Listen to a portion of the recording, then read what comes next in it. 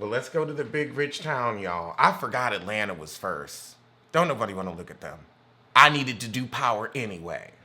So the product is dry, but demand is high at the top of the episode. Oh, no. Young Tommy wants to start selling blow. Tariq says no. Lord, so now we're at colonic studies with all the parents because it's parents weekend. And of course, Tariq ain't got none. Oh, Lord, so now we got Professor Jabari telling Tariq that confession came from the heart. I think you got a secret. You know you can trust me. Child, why? Oh, that's right. You think he's sleeping with your girl, scamming on your squirrel. Why are you trying to get this? Are you trying to get her fired? Meanwhile, across town, Two Bit's waiting outside somebody's house. And he meeting up with Lunel. And Lunel like, what about Two Bit? Who snitched on him?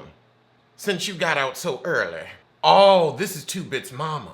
So now Professor Milburn's tenderoni drops by and he's nervous about performing for the coaches. Oh, goodness. So now we got Tariq with Lauren's family, and Lauren's mama said they couldn't give your mother release for the weekend. Shay. He said, oh, she'll be home for good soon, actually. Because you're going to jail.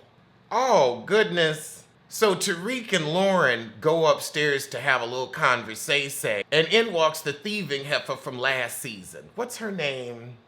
This heifer wants him to help her move her product. Effie. Effing it up. He said, girl, I gone legit. I wouldn't trust her either. She don't believe it, but he'd show her the dough. Oh, goodness. Now the mama telling Lauren catches like Malcolm don't grow on trees. Anybody who says men are talking is not a catch. Oh, God. Then Two Bit walks up to him and he's like, oh, I'm here for my little cousin Tariq. Where the freshman dorms at? Lord, he says, don't tell him I'm here. It's a surprise. Lauren's like, I ain't gonna say nothing, but Lauren will trip up and tell it later.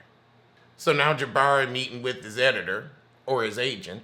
Okay, and he enjoys the new story. It feels real, but it's Tariq's work. So Reek gets a knock on the door and he's like, I already told you, I'm out of the game. But it's Two Bit. Oh, Lord, he holding him up, got a gun out. I want my money. Tariq ain't got no money. He said, tomorrow your first payment is $24K. I'm gonna need that cash. Now, this is a job for Kane. Lord, so he called Alvin from the Cosby Show.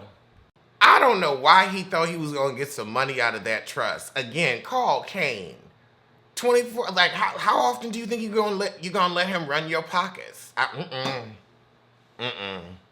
That was a waste of time. You know what you gotta do, boo. So now he texting Tasha. So he asked her, how do I work with this heifer that can double-cross me? And she said, you gotta get her to trust you. Oh, Lord. So he reading Tariq's paper, and Tariq talking about the situation with Lauren, but Jabari thinks it's about carry my bags to the Hilton. So now he's seducing this heifer, Effie, for the product. I'm sorry, I would not go through all this for Two Bit. Not a baby bop coitus scene. Oh, child putting the guns in the drawer before. Oh, baby thugs. So Tariq's leaving the dorm, but Jabari's spying on him and following him. That scene was so cringeworthy, they cut it, because normally they go a bit longer, but I still had to fast forward. So now he calls and texts Professor Carrie Hilton, and she says she got a meeting with his student and he know it's Tariq. So he done followed him to some hotel and sees him dropping something off to Drew. Oh my God, he's jotting down notes like Harriet the motherfucking spy. I love the secretive life. Oh Lord. And Drew said, that's your lane course, correct? And so now Jabari's been tipped off. About what he doesn't know. Child, so the next day Effie come by and they all kiss. Ooh, she on her Alicia Keys. Stud tease, but still stealing your man. Lauren. I guess Lauren is the Mashonda in this situation. Oh, Lord. So now we're in a really great scene with young Tommy's insufferable family, and you can see that his brother is coked up. And so he's like, wait a minute, where'd y'all get coke? I'm the dealer. Meanwhile, across town, Jabari is researching Tariq's family instead of figuring out how to write his own book. Oh my goodness. So now across town, we got Kane dressing some guy up, I guess, like as a football fan, and he's going to assassinate Tariq, the competition. So they give him a shiv so he can get through security, and it's like corner him alone with no witnesses. I don't think he's that good. Lord, back with Bonnie and Clyde, she's talking about taking over all the Ivy League. Homecoming weekend to homecoming weekend. Okay, now we at the school with Professor Carrie Hilson and her tenderoni. And right as they're talking, Aunt Monet walk up and she could smell the skank-a-dank-dank on Carrie Hilton. But God, Mary, you in this ham-fisted acting. I mean, you just walk in just... Was your lover and your secretary? That's the energy you walk in with, just... So she give him a little Rolex and a pep talk. You know, actually we get to see the softer side, but still, oh, I don't know if it's the writing or the acting, but baby, it ain't been working for me. So now young Tommy run up to Tariq and says, there's somebody making money on our turf. He said, is Effie here? I think she would have hit us. Child, somebody, this is going to be interesting to find out if young Tommy sees that Tariq has been backstabbing and gaslighting. He said, look, let's just keep playing with our weed and pills. That's what pays our bills. And now Tariq's assassin shows up. Ooh, wow, crescendo mid-episode. So Tariq asks Monet for more work at the beginning of the basketball game and then runs to the concession stand or to go get somebody from the front door, and we see the assassin hot on his heels. Then Tariq realizes this fool is following me and starts to run, and the guy gives chase. Oh God, now Tariq is alone. What?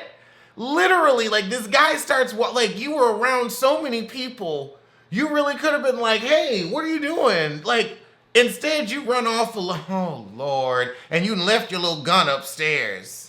And now he's alone in the swimming pool. Well, not in the pool, but you know, in the swimming pool area with this guy. Oh, this was, I didn't know we turned into Scream. Like, really? Child, so now they get to skirmishing. Oh, but then here comes 2-Bit to save the day, because he needs his cash. Oh, that's what he was going to do, drop off that cash to 2-Bit. Child, so the assassin got drowned by 2-Bit. Oh, I mean, somebody told me this episode was good. I'm waiting for the good. I'm waiting. Sitting here just tapping my toe. Oh, goodness. Now 2-Bit saying, I'm going to need another 20 grand for saving your life. They just left his body floating in the pool. All right, it's Zeke's big moment with basketball. We're playing basketball. We're playing basketball. Child, Tariq come back with the water and no food for Kane. And he's like, Kane realized, dang, he just iced him. Oh. And so Guap got the message that his friend died, and he said, this is on you, Kane. I'm going to clip you.